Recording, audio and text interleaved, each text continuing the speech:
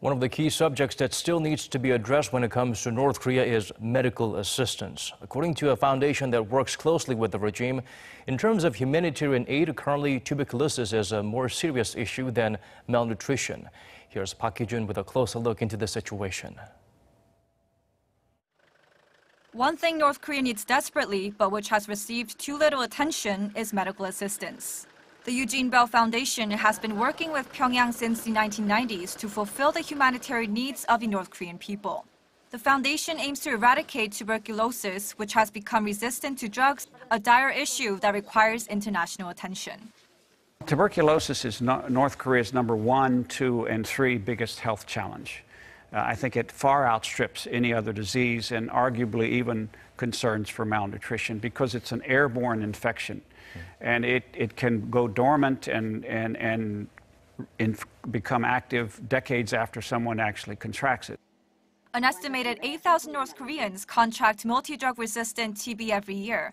The foundation has been treating about 15% of them, and the Global Fund 5%, which leaves some 80% unaccounted for. But at present, there's not much that can be done. Global organizations have had to pull out of North Korea amid tensions on the Korean Peninsula and enforcement of international sanctions.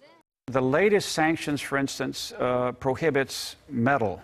And a lot of states have interpreted that to mean anything that contains metal. So that the latest sanctions have thrown a whole series of normal, regular humanitarian-related items into question. And some organizations are just not willing to take that risk. If tuberculosis isn't treated, it will only spread.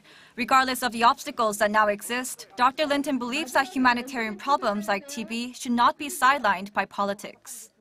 If they have a serious, life-threatening humanitarian issue that you can deal with in a transparent manner, making your treatment of that particular problem subject to some sort of political consideration on their part, I think is out of line.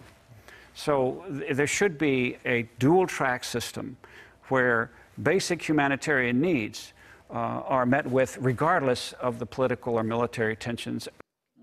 And according to Dr. Linton, North Koreans are very determined to go ahead. He says humanitarian assistance is likely to bring great benefits to them, much more than the easing or lifting of economic sanctions. Park Hee-jun, Arirang News.